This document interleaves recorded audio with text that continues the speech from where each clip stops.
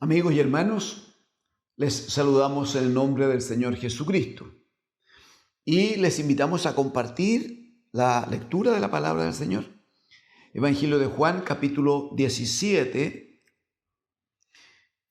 Quiero invitarles a que leamos desde el versículo 17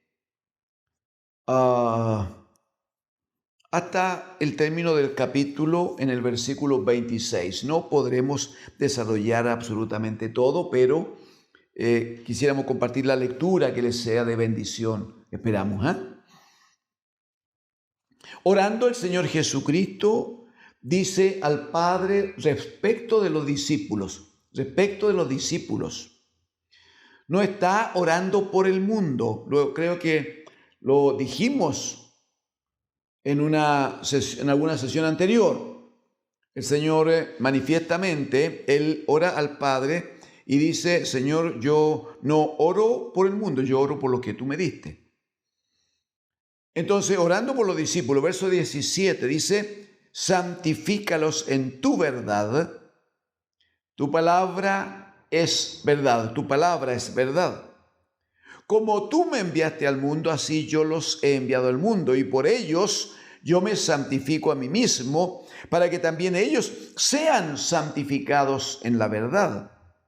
Mas no ruego, esto es hermoso, mas no ruego solamente por estos, sino también por los que han de creer en mí por la palabra de ellos.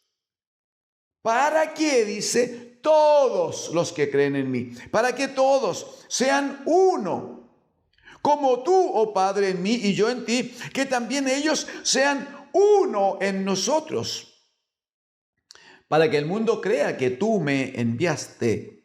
Verso 22, la gloria que me diste, yo les he dado, para que sean uno, así como nosotros somos uno, yo en ellos y tú en mí, para que sean perfectos en unidad, para que el mundo conozca que tú me enviaste y que los has amado a ellos, como también a mí me has amado. Padre, aquellos que me has dado, quiero que donde yo estoy, también ellos estén conmigo, para que vean mi gloria que me has dado, porque me has amado desde antes de la fundación del mundo. Padre justo, el mundo no te ha conocido, pero yo te he conocido, y estos han conocido que tú me enviaste. Y les he dado a conocer tu nombre, y lo daré a conocer aún, para que el amor con que me has amado esté en ellos, y yo en ellos. Amén. Amén al Señor.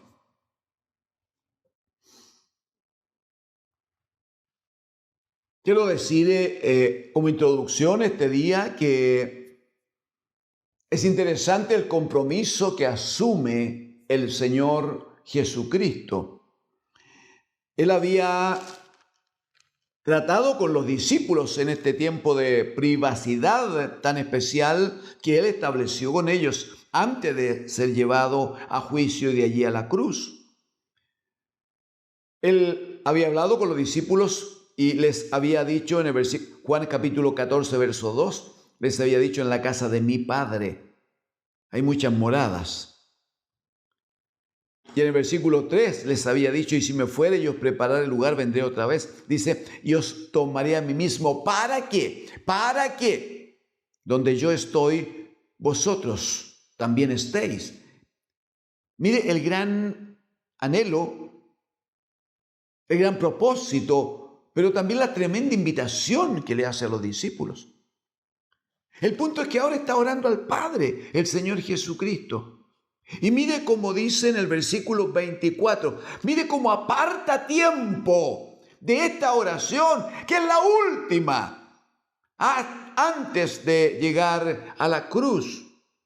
Dice en el verso 24, Padre, aquellos que me has dado, a los mismos a los que le dijo: en la casa de mi Padre hay muchas moradas, aquellos que me has dado, quiero, Padre, lo estoy pidiendo, lo estoy declarando ahora, quiero que donde yo estoy, también ellos estén conmigo, para que vean mi gloria que me has dado, porque me has amado desde antes de la fundación del mundo. Es interesante cómo el Hijo se compromete con los discípulos, ofreciéndole que en la casa del Padre hay lugar para ellos. ¿Cómo le dice a los discípulos? Yo quiero que donde yo estoy, ustedes estén conmigo. Sin embargo, se pone en esta sujeción al Padre y le dice: Padre, esto te ruego, esto es lo que quiero. Padre, esto pido. Porque después va a terminar la frase diciendo: porque me has amado desde antes de la fundación del mundo. O sea, Padre, puesto que tanto me has amado, Señor, yo te ruego entonces que me concedas. Ese es el punto. Que me concedas esto que quiero. El Salmo 37, que es un salmo profético, dice precisamente: pon tu deleite, pon tu esperanza en el Señor, y Él concederá las peticiones de tu corazón. Jesucristo es la palabra de Dios. ¿Cómo sabía eso del Salmo 37? Entonces Él pone toda su confianza en el Padre para que se cumpla aquella palabra que ya había comprometido con los discípulos. Dicho esto, entonces quiero invitarles a que considere, por favor, la intensidad de la oración de Cristo a partir del versículo 20, por favor, 20. En forma tan hermosa para nosotros, hermanos, los que estamos en el siglo XXI. El Señor dice en el 20: mas no ruego solamente por estos. No ruego solamente por estos, sino también ruego por los que han de creer en mí por la palabra de ellos. Amigos, hermanos, Jesucristo oraba por nosotros. Oraba por su iglesia del siglo XXI. Los apóstoles, después que predicaron en Jerusalén y establecieron la iglesia y se conformaron los grupos de trabajo, fueron dispersados con una persecución mortal, terrible. La Escritura dice que a medida que iban huyendo, iban predicando acerca del reino de Dios. Finalmente, en esa persecución, el Señor selecciona a uno de los perseguidores y lo transforma en su propio discípulo, su propio apóstol. Hablo de Pablo, apóstol del Señor. Y él recorre no solo Asia, también Europa, llevando la palabra del Señor. Y desde allá vienen los tiempos en que gentes que tenían algún compromiso con el Señor, gente religiosa, gente con una palabra del Señor, visitan América en un tiempo de conquista y traen entonces la palabra del Evangelio. Finalmente nosotros recibimos por la gracia de Dios esa palabra, esa predicación, esa presentación del Evangelio de Dios, que, como dirá el apóstol Pablo, es poder de Dios para salvación a todo aquel que cree. No ruego solo por esto, dijo el Señor, también por los que han de creer en mí. Gloria a Dios. Decimos gracias, Señor Jesús, por haberte preocupado anticipadamente de nosotros. Pero a partir del verso 21, por favor, dice: para que todos sean uno. Eso es lo que estoy orando. Para que todos sean uno, como tú, oh Padre, en mí y yo en ti. Que también ellos sean uno en nosotros, para que el mundo crea que tú me enviaste. Verso 22. La gloria que me diste yo les he dado, otra vez, para que sean uno, así como nosotros somos uno. Verso 23, yo en ellos y tú en mí, para que sean perfectos en unidad, para que el mundo conozca que tú me enviaste y que los has amado a ellos como también a mí me has amado. Qué interesante, yo diría que claro es, me parece, por gracia del Señor, que como en la oración de Jesucristo, Él establece primero la necesidad de que la iglesia de Dios esté unida, pero dice perfectamente unida. ¿Cuál es el modelo de unidad? Así como tú y yo, Padre, dice. Jesucristo había dicho en Juan capítulo 10, yo y el Padre uno somos. Felipe le dice en el capítulo 14, muéstranos al Padre y nos basta. Y el Señor le dice, pero Felipe, tanto tiempo hace que estoy con vosotros y no me conoces. ¿O no crees que el Padre está en mí y yo estoy en el Padre? ¿Cuál es el punto aquí? Que Jesucristo está declarando en oración que la iglesia del Señor debe ser una iglesia que esté tan ligada en todos sus miembros, con todos sus miembros, como cuerpo. Debe estar tan ligada con una unidad tan perfecta, tan indivisible como es la unidad entre el Padre y el bendito Hijo. Pero es interesante porque, ¿sabe por qué es interesante? Porque en forma cíclica, los grupos religiosos, los líderes religiosos, tratan de reunirse, tratan de congregarse, llaman a hacer grupos, trabajos de unidad, le llaman. Perdón que lo nombre de esta manera, las famosas unidades pastorales. Entonces la idea es reunir a varios ministros del Señor y conversar y compartir.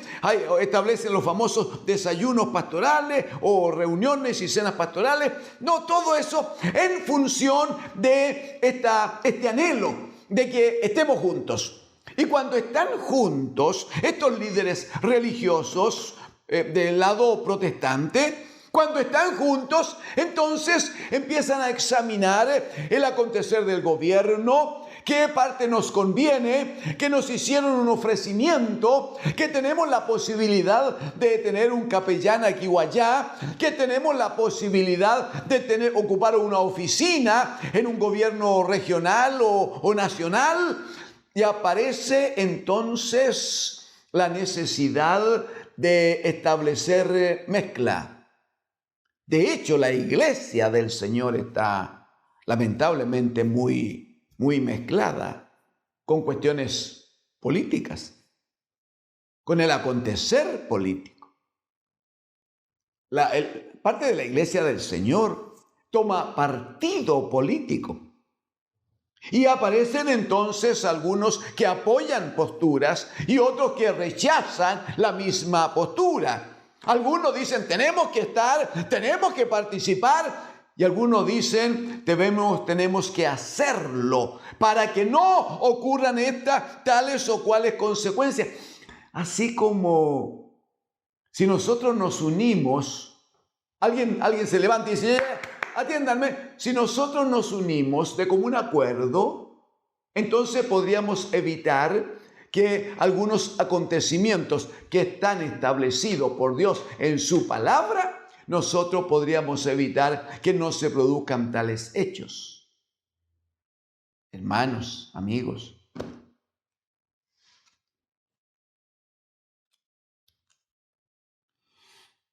la iglesia, creemos, ha cometido el error no con mala intención, sino que por falta de revelación, por falta de conocimiento, como le pasó a Israel antes. La iglesia ha cometido el pecado de querer conducirse de una manera separada del Señor. Entonces la iglesia hoy día, una iglesia que enseña de prosperidad, de riqueza, de abundancia, una iglesia que no habla de la cruz de Cristo, una iglesia que predica que el Señor quiere para sus hijos solo confort, solo bienestar, solo pasarlo bien, solo tener abundancia de cosas temporales. Rechaza, como le dice Pablo a Timoteo en la segunda carta, le dice, hay algunos por allí que están predicando, pero ellos, dice, son enemigos de la cruz de Cristo. No quieren pasar por la cruz, no quieren cargar la cruz, no quieren pasarlo mal. No obstante que Jesucristo había dicho antes, el que quiera ser mi discípulo, tome su cruz cada día y sígame. No, pero la iglesia del Señor busca no pasarlo mal, no tener sobrecarga, no tener sufrimiento, no cargar la cruz. Son enemigos de la cruz de Cristo. Y entonces, ¿para qué quiere unidad la iglesia? ¿Y por qué buscan unidad? Bueno, porque en esta unidad podemos tomar acuerdos, juntar votos, juntar opiniones, podemos hacer marchas por algún centro así como muy visto. Idealmente que la televisión esté allí para que anuncie, traspase la noticia y todos sepan que los evangélicos tenemos una postura. Pero Jesucristo no dijo que la iglesia tenía que reunirse en torno a una cuestión política, no dijo que tenía que reunirse en torno a una antigua o nueva convención ni constitución, no dijo que la iglesia tenía que reunirse bajo el parecer de un obispo determinado. Jesucristo dice en el verso número 21, para que todos sean uno como tú, oh Padre, en mí y yo en ti. Dice que también ellos sean uno en nosotros. La unidad no tiene que ver con posturas políticas ni tiene que ver con volúmenes de congregantes en un grupo. No es que eso le dé más fuerza a un pastor, le dé más fuerza a un obispo. No tiene que ver con reunirse en torno a un nombre, a una institucionalidad.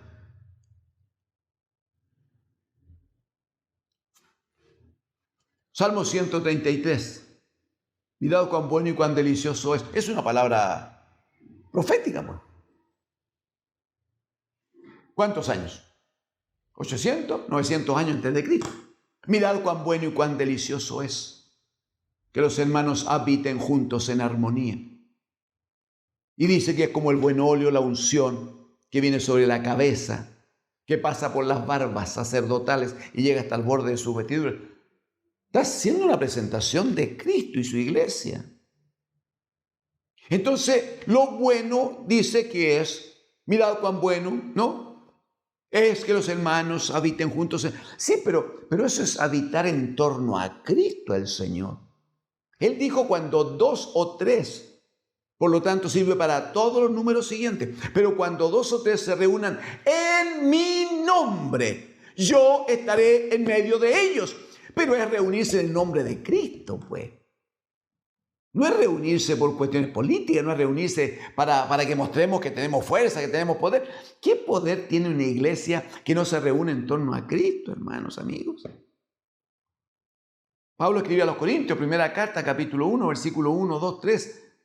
Dice que la iglesia del Señor es aquella que en cualquier lugar invoca que Jesucristo es el Señor sobre sus vidas, sobre todas las cosas.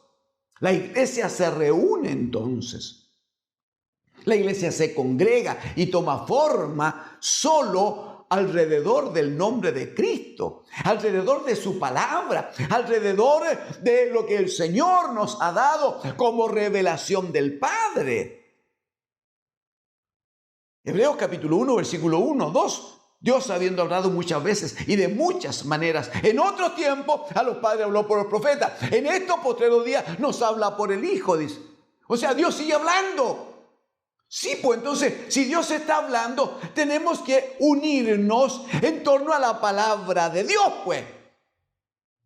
Solo que la palabra de Dios es Cristo. Juan capítulo 1, en el principio era el verbo era con Dios, el verbo era Dios. Entonces, cualquier esfuerzo humano de unidad es un esfuerzo equivocado.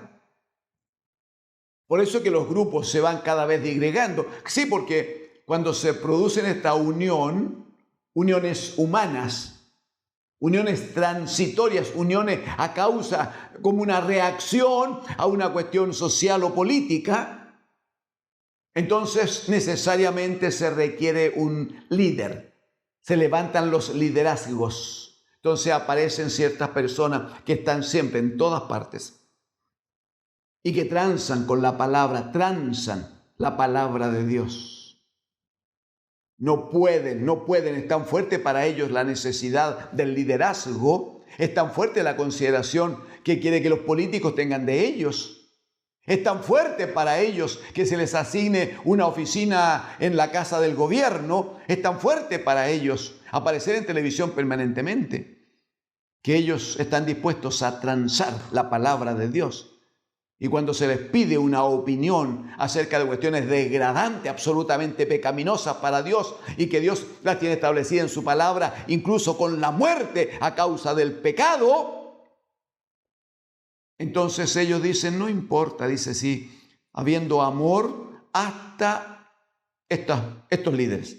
Habiendo amor, dicen ellos, hasta que esté un hombre con un hombre, no es tan malo, o una dama con otra dama, no es tan malo. ¿Sí? Finalmente el amor maneja las cosas, cosa que está absolutamente reñido con toda palabra de Dios.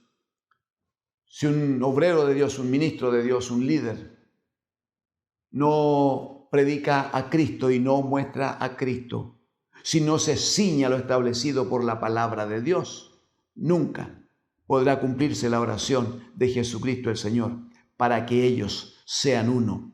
Como tú, oh Padre, en mí y yo en ti somos uno. Yo quiero que ellos sean uno para que el mundo crea que tú me enviaste.